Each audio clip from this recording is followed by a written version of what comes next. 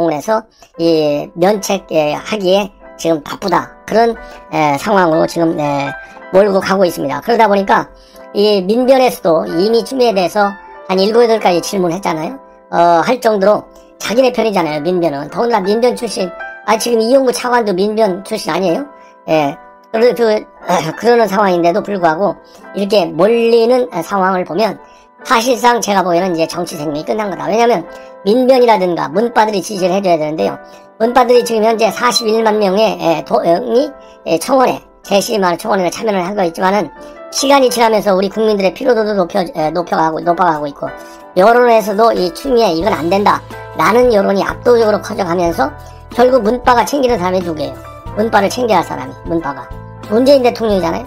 그런데 문재인 대통령이 추미애 때문에 지금 밀려나고 있잖아요. 그러니까 문바들도 이제 서서히 등을 돌리는 추세로 지금 바꾸어 갈 가능성은 굉장히 커지고 있다고 하는 것이 저의 판단입니다. 그래서 추미애는 이번에 이렇게 여성이 구치소에 있는 분이 확진됐죠. 그 다음에는 지금 이 책임론에서 또 문제가 생기고 있죠. 그 다음에는 또 하나 문제가 생기고 있는 게 뭡니까? 사법시험에서도 문제가 생기고 있어요. 왜냐면 사법시험 제일 처음에 공부할 적에는 이 고사장에서 밑줄을 그으면 안 된다. 이 법전에다가 낙서나 줄긋기로 허용해서는 안 된다. 이게 11월 22일자 공문에 나와 있는데 시험이 이제 5, 6, 7, 8 나흘간 쭉 시험을 보는데요. 요 시험 볼 때는 뭐라고 또 돼 있냐면 법전에 밑줄 치는 건 형법행 밑줄은 가능하다. 이렇게 이걸 바꿔버렸어요. 그런데 이 내용이 고사장마다 다 다르게 적용이 되고 있어요. 그러니까 이 수험생들이 얼마나 혼란이 많아요. 그래서 이 법 쪽에서는 이거 고발하겠다. 이제 아마 내일 월요일이니까 틀림없이 고발장이 나갈 것 같아요. 이 문제에 대해서도 왜냐면 변호사 시험은 결국은 법무부가 주관하잖아요. 그리고 이미 헌재에서도 이 변호사 시험 본래는 확진자는 시험 보지 못하겠고 감염된 사람은 중간에 또 이 끌어내리기는 그런 이 공고문을 내가지고 이 변호사들이 헌재에 우연신청 가처분 신청을 했는데 헌재에서 이걸 받아줘가지고 추미애가 아주 대대적으로 망신당했지 않습니까? 그렇기 때문에 이 코로나 문제뿐만 아니라 이런 변호사 시험 문제 가지고 또 변호사 시험 문제 가지고 어떤 문제가 생겼느냐, 연세대 모의시험하고 비슷한 문제가 또 이 시험에 나왔어요. 연세대 출제 시험하고 똑같은. 이러다 보니까 지금 아주 총체적 위기 국면에 딱 들어가 있는 사람이 추미애예요. 하나서부터 10까지 다 모든 게 다 추미애가 최종적인 책임자잖아요. 그러다 보니까 그 원인은 뭐 보나마나 하지 아니겠어요? 오로지 추미애의 생명력과 존재 의미는 윤석열 찍어내기인데 그거 또 실패했지 않습니까? 그래가지고 문재인 대통령이 사과까지 했잖아요. 아니 대통령이 장관 하나가 잘못해갖고 사과한다. 이거는요 나라 체면이 말이 안 되는 거예요. 그런 장관을 임명한 문재인 대통령이 그거는 더 잘못한 겁니다. 사실은 그렇잖아요. 인사가 많다는 거 모릅니까? 문재인 대통령 지금 노무현 때부터 정치했으니까 벌써 노무현 정부가 2003년도에 출발했는데 거의 20년이 됐는데 뭐하고 있는 거예요? 그만큼 무능력한 거죠 대통령이. 그러다 보니까 추미애한테 절절 매가지고 대통령이 돼가지고 추미애 사표 하나도 지금 못 받았다는 거 아니겠어요? 이게 대한민국의 지금 현실이에요. 그러다 보니까 그렇다고 대통령 내려오라 할 수 없잖아요. 대통령을 지금 탄핵 처분할 수도 없잖아요. 그러다 보니까 이제 추미애가 끌려 내려와야 되는, 그럼으로써 본인은 지금 제가 보기에는 서울시장 자리나 총리 자리 이런 거 노리는 것이 아닌가 하는 생각이 들어요. 왜냐면 이미 언론에도 다 나왔지 않습니까? 그래야 차차기 대권을 노릴 수 있으니까. 왜냐면 추미애는 지금 욕심이 많아갖고 주제 파악을 못해가지고 대권까지 내다보자는 거 아니겠어요? 그렇기 때문에 이제는 정치 생명이 나라를 위해서 끝나야 된다. 그러니까 민주당 계열에 있는 아니면은 국민의힘 당 계열에 있는 누군가는 나라를 위해서 출전을 해야 되겠지만은 누군가는 나라를 위해서 그야말로 제야로 딱 몸을 낮추는 것이 필요한데 1번 타자가 제가 보기에는 추미애일 것 같아요. 그래서 지금 추미애가 정치 생명이 끝날 위기에 직면해 있고 그것은 끝나야 된다. 이런 생각이 들어요. 더군다나 지금 1월 8일날 법무부 정례감찰위원회 회의가 있었어요. 그 회의에 나가서 본인이 나갈 때는 또 안 나가요. 거기에서 왜 작년에 이 감찰 관련 규정을 임의로 바꿨잖아요. 중요 감찰 사항에 관해서는 감찰위원회에 자문을 받아야 한다 의무로 돼 있어요. 근데 받을 수 있다 이렇게 선택조항으로 바뀐 거, 그러니까 하나도 말 한마디도 안 하고 감찰위원들한테. 그리고 감찰위원들이 난리가 났잖아요. 그리고 징계위원회를 먼저 열고 감찰위원회는 열까 말까 망설이는 상황에서 이게 언론에 보도되는 바람에 감찰위들이 난리가 나가지고 12월 1일날 그러니까 감찰위원회가 열려서 이건 아니되옵니다. 직무 배제하는 건 잘못된 겁니다. 요렇게 얘기를 했잖아요. 그리고 이 감찰 규정도 지 멋대로 바꾸고 그러다 보니까 류혁은 보고 패싱하면서 박은정이가 아예 말을 먹어버렸잖아요. 이런 것들이 다 감찰위원들이 알게 돼가지고 이 감찰 관련 규정 그 다음에 이 전결 규정 이런 것도 전부 다 감찰 담당관 전결 규정 이런 것도 전부 다 대대적으로 개정할 방안으로 있고요. 그러다 보니까 지금 도대체 추미애는 또 어디로 숨었느냐 이런 비판이 나오고 있어요. 그러다 보니까 아까 말씀드린 대로 이제 연세대 로스쿨 문제와 비슷한 것이 변호사 시험까지 나왔잖아요. 그러다 보니까 드디어 나경원 의원이 한마디 입을 열었어요. 도대체 그것도 법무소관인데 제대로 일 좀 하라. 그래서 이 변호사 시험에 대한 국민의 신뢰도가 굉장히 떨어지는 매우 심각한 상황이다. 이 얘기를 했는데 그동안에 나경원이 잡으려고 추미애가 국회에서까지 피의사실 유포할 정도로 자세하게 서울중앙지검에서 조사하고 있는 내용들 밝혔잖아요. 이제 나경원의 말하자면 반격의 시간이 됐다. 다음에는요 이제 문재인 대통령 얘기를 하겠어요. 제가 말씀드렸잖아요. 문재인 대통령 무능하다는 거 이제 뭐 제가 말씀드리지 않아도 우리 국민 여러분들이 다 아시는 거 아니겠어요? 근데 문재인 대통령 결국 이제 내일 신년사를 발표한다고 합니다. 이거 신년사 드러나만 한 거 아니겠어요? 제일 중요한 게 뭐겠어요? 코로나 내가 잘하고 있으니까 국민 여러분 믿어주십시오. 그 믿어주십시오 이 얘기는 4월 총선 4월 재보궐선거 때 코로나 가지고는 선거하지 마시고 내가 잘하고 있으니까 지난 4.15 총선같이 역전의 바람을 불러 넣어주세요. 이런 의미겠죠 뭐 결국 그렇잖아요. 그 다음에 남북관계 무너진 것 같지만 절대 안 무너졌습니다. 내가 이 한반도 진정한 평화를 위해서 또 노력할 겁니다. 이번에 김정은이도 얘기를 잘 했지 않습니까? 딱 요런 식으로 해서 또 이 남북관계에 대한 메시지 아마 굉장히 흥분된 메시지가 나올 것 같아요. 대북에 관해서는. 왜냐하면 북한이 김정은이가 바로 어제 9일날 얘기했잖아요. 방역협력, 인도협력, 개별관광 이런 거는 본질적인 문제 아닌가 이런 건 집어치워라. 그리고 이 남북 간의 기존 합의사항 얼마만큼 이행할 것인지나 밝혀라. 그렇게 얘기했지 않습니까? 그리고 대통령도 최근에 새 인사에서 이 한반도 이 평화 문제, 비핵화 문제, 남북관계 발전을 위해서 마지막까지 노력하겠다고 그랬잖아요. 그렇기 때문에 굉장히 흥분된 메시지 여기에 관해서 얘기를 많이 할 것 같다. 들으나마나 한 메시지가 된다. 저는 그게 저의 결론입니다. 왜냐면요 이번에 이 정인이 이 사망 사건을 계기로 해서 이 메시지가 잘못 나와가지고 지금 야권에서 비판이 굉장히 많아요. 정인이 사건은 지금 이 양부모가 학대한 것도 물론 문제죠. 학대면 안 되죠.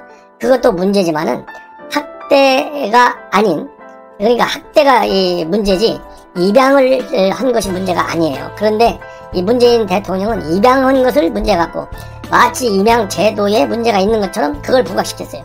그러다 보니까 이 전문가들 사이에서는 지금 무슨 소리냐 아니 입양이 뭐가 잘못됐냐 학대를 한 것이 잘못됐다. 그래서 이게 도대체 문 대통령이 이 상황 파악을 제대로 하고 있는지 국민과 공감대를 어느 정도나 갖고 있는지 믿을 수가 없다. 이런 비판의 목소리가 굉장히 커지고 있는 상황이에요. 그러다 보니까 이렇게 여론에서도 추미애 때문에도 밀리고 이 국정 상황 움직임도 제대로 파악을 못하면서 국민들과의 공감대도 또 떨어져 나가고 이러다 보니까 레임덕 현상이 계속될 수밖에 없고 그러다 보니까 지금 주간조선에서 취재한 기자인데요. 이제 뭐 문재인 대통령도 갈 데가 어디가 있어요.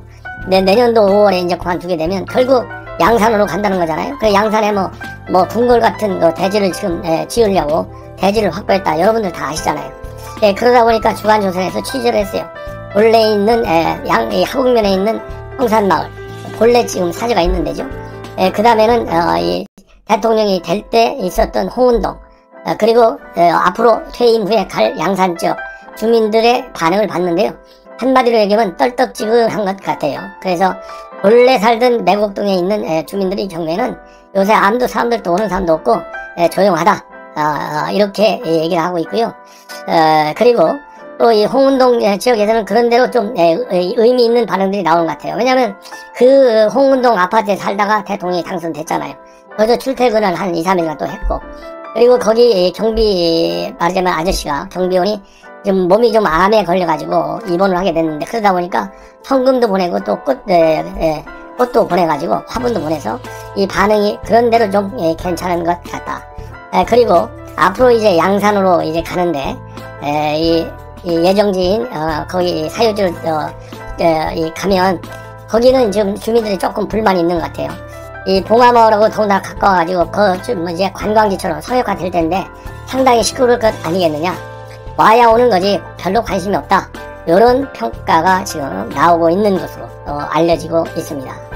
이렇게 해서, 현재 이제 문재인 대통령에 대한 이제 퇴임 준비까지도 이제 다 지금 되는 거 아니겠어요? 그러다 보니까 퇴임 이후에 양산 이번에 사저 짓는데 거기서 영원히 아름답게 노무현 대통령의 봉화마을이 국민의 그야말로 국민이 아니죠. 절반의 국민들이 좋아하는 그런 관광지로 성역화된 것처럼 대통령이 가려고 하는데도 그렇게 성역화 되기를 바라는 마음이 당연히 있겠죠. 그렇지만은 꼭 그런 것 같지는 않다. 그러다 보니까 이 틈을 누가 지금 딱 끼고 들어오냐면 바로 정세균 총리가 끼고 들어오고 있어요. 딱 차고 들어오고 있어요. 왜냐면 정세균 씨도 지금 마음에는 지금 콩밭에 가 있잖아요. 지금 지난 연말이나 지금쯤이면 딱 이 콩밭에 가서 다시 이낙연과 그리고 이재명 콩을 매가지고 제일 콩을 잘 뱉는 선수로 국민들한테 인정을 받고 싶은데 갑자기 코로나 사태가 악화되는 바람에 말도 못 꺼내고 코로나에 그야말로 올인하고 있는 게 지금 현재 정세균 총리의 모습이 아닌가 싶은데요. 그거 하나만 하다 보니까 이 콩밭이 또 잊혀져 갈 수도 있잖아요. 그래서 요즘 지금 정치권에서는 정세균 총리가 잘라지는 거 아니냐. 그래서 이재명과 이낙연으로 지금 양강구도가 구성되어 있는데 여기에 세기를 받고 이 판을 깨려고 정세균이가 총리가 움직이고 있다. 이런 평가들이 나오고 있고 저도 그러한 평가에 동의를 한다. 이 중요한 예시 사항을 몇 가지 말씀드린다면 우선 바로 8일날 국회 질의답변이 있었는데요. 거기서 답변하는 태도가 완전히 달라졌다는 거예요. 여러분들 아시다시피 정세균 총리의 격은 얼굴도 보면 점잖게 생겼잖아요. 또 미스터 스마일 이런 또 이 평판이 항상 따라다니는 사람이에요. 그래서 얼굴에 그렇게 크게 화를 내지 않는 사람으로 그렇게 알려지고 있어요. 그런데 여론은 아직 뜨지 않고 있어요. 최근에 여론조사 보면 제 기억이 한 3%밖에 안 나와요. 그러면 이낙연 대표는 15에서 20% 나오고 있고 이재명은 20% 우위에서 움직이고 있는데 이게 언제 이게 따라가겠어요. 시간이 지금 1년밖에 안 남았는데 마음이 급한 거예요. 그래서 문재인 대통령과 이제는 차별화를 선언한 것이 아니냐. 제가 보기에는 그래서 사실상 이제 결별의 정치적으로는 외향적으로는 내향적으로는 어떨지 모르지만은 결별의 수순에 돌입했다라는 것이 저의 판단입니다. 왜? 이낙연 대표 봤잖아요. 쭉쭉 빠지는 거. 한동안 50%대까지 지지를 받았는데 여론에 지금 쭉쭉 빠져갖고 지금 3등하고 있잖아요. 이걸 뭐 정세균 총리 정치 9단일 텐데 저야 정치 1단도 안 되지만 이걸 왜 모르겠어요? 이낙연 총리가 뭐 하는 사람입니까? 전부 친문재인 정도가 아니라 완전히 문재인 쌍둥이하고 똑같이 보이잖아요. 그러니까 점수 잃을 수밖에 없는 거예요. 그거를 딱 차지해야만이 정세균 총리가 이재명을 따라갈 수 있잖아요. 그러니까 문재인 총리하고 차별화, 결별 선언을 할 수밖에 없고 그러기 위해서 그러면 지금 이낙연하고 이 정세균도 같은 맥락이잖아요. 같은 호남에다가 같은 총리에다가 이 정치 기반이 거의 다 겹쳐요. 또 친문 지지를 받아야 되고 그러다 보니까 이낙연하고도 차이를 줘야 되잖아요. 그래서 이제 완전히 저는 방향을 틀었다 이겁니다. 오로지 대선은 이 이낙연과 그 다음에 이낙연은 꼬마배 그리고 이 대형 배는 이제 문재인 이 두 배를 딱 버려야 되겠다 한 것 같아요. 그래서 국회 질의 답변 과정에서 특히 코로나 문제 가지고 야당 의원들의 질의에 대해서 단호하게 맞받아치는 그런 모습을 저는 연출했다고 봅니다. 연출. 그래서 연출해가지고 일면으로는 문 대통령을 지키는 것 같으면서도 이낙연이가 과거에 웃기만 하는 총리가 아니라 결단력 있는 총리다. 내가 내 혼자 독자적으로 마이회의에서 정세균 표 지지 기반을 확보해야 되겠다. 왜냐하면 지금 친문들도 이재명한테 표를 줘야 될지 이낙연한테 줘야 될지 헷갈린다는 거 아니겠어요? 그래서 지금 이낙연에 대해서도 친문들이 지금 못 믿는다는 거 아니에요. 왜냐면 지지율이 계속 빠지니까. 그러다가 이재명한테 가버리면 망하잖아요. 그러니까 요 틈을 이용해갖고 친문도 딱 챙기게 되는 것이죠. 그래서 이 문재인 대통령을 공격하는 야당 의원의 질문에 대해서는 굉장히 단호하게 반박을 하고 나선 그런 모습들이 지난 8일자 국회 질의답변을 통해서 나타났다. 이렇게 여러분들께서 이해하시면 될 것 같습니다. 더군다나 또 이 미국의 의사당 폭력 사태가 있었잖아요. 그 폭력 사태와 관련해서도 한 말을 보면 문재인 대통령과의 결별선은 외향적으로는 이것은 확실하다. 저는 그렇게 봅니다. 그 예컨대 말이죠. 이 정세균 총리가 이번에 이제 국회에서 대답한 내용을 여러분들에게 신뢰할 수 있는 그런 직접적인 발언들을 소개해드린다면, 이종성 의원이 다른 나라보다 왜 이렇게 백신이 늦어지냐, 뭐하고 있었느냐, 대통령은 왜 밑에 사람들한테 떠넘기냐 말이지. 왜냐면 대통령이 13차례나 백신 확보를 지시했다, 이렇게 청와대가 발표하고 있잖아요. 그러니까 굉장히 표정을 굳은 표정을 하면서 그런 식으로 하지 말아라, 대통령이 백신 확보를 지시하고 또 지시하고 경우에 따라서는 외국 CEO하고 통화도 했다, 대통령한테 이걸 떠넘긴다는 표현은 적절치 않다. 예. 그하여 그렇게 얘기해도 되는 거냐 말이지. 예? 이렇게 막 따져 물었어요. 예, 그래서 그러면서 이거 나한테 묻지 마라.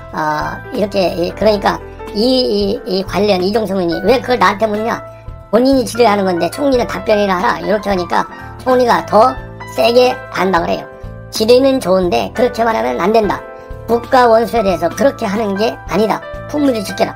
이렇게까지 대통령을 감싸는 거. 이건 뭐예요? 신문들한테 주는 메시지예요. 나는 대통령을 책임질 수 있게 내가 몸을 던져서 보아하니 신문들이여 나를 지원해 주십시오. 요 얘기나 마찬가지예요.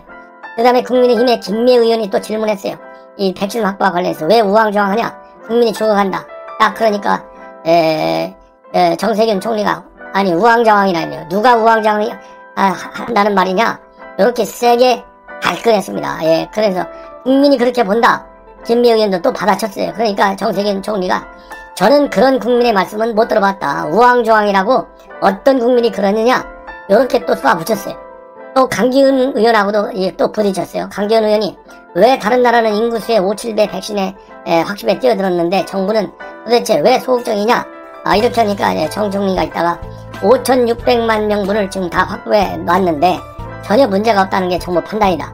백신도 세금으로 사는 거 아니냐? 대한민국의 경우는 왜 5-6배를 사야 할 이유가 왜 있느냐? 이렇게 딱 반박을 했어요. 그러니까 이 강기훈 의원이 그럼 왜 다른 나라는 5배, 7배를 확보하느냐? 이렇게 또 다시 반박했어요. 그러니까 정 총리가 있다가 그 나라에나 가서 물어봐라. 남의 나라가 하는 게 뭐가 그렇게 중요하냐? 요 정도로 맞받아치는 그런 배심과 배포, 그리고 대통령을 옹호하는 모습을 통한 친문 세력의 이 확보, 그리고 그 다음에 이낙연으로부터 친문 세력을 끌어오르는, 그리고 이낙연과의 차별적 강한 결기와 그 다음에 결단력, 이런 거를 보여주게 됐다. 그리고 이 미의회 의사당 이 폭력 사태와 관련해서요, 정 총리가 사실상 문재인 대통령을 비판하는 그런 해석이 가능한 발언을 했어요. 이 페북에 글을 올렸습니다. 뭐라고 올렸냐면, 국민을 차별하고 편가르며 선동하는 정치는 민주주의 적이다. 지금 누가 국민의 편을 가르고 차별합니까? 대한민국에서? 문재인하고 이낙연이잖아요. 완전히 친문들한테 꼼짝 못하잖아요. 그러죠? 그러면서 민주주의 상징처럼 여겨졌던 미국에서 의회가 폭력으로 침탈당하는 모습을 보며 묘한 기심감과 함께 정신을 번쩍 차린다. 민주주의 제도에서 국민은 주인이며 궁극적 목표 역시 국민이어야 한다. 이런 이유로 국민을 차별하고 편가르며 선동하는 정치는 민주주의 적이다. 서로 다름을 인정하며 존중하고 배려해야 한다. 독선과 불통의 정치는 종국의 국민 불행으로 귀결되는 게 역사의 증명이다. 설득보다 쉬운 게 선동이고 대화보다 쉬운 게 독단이다.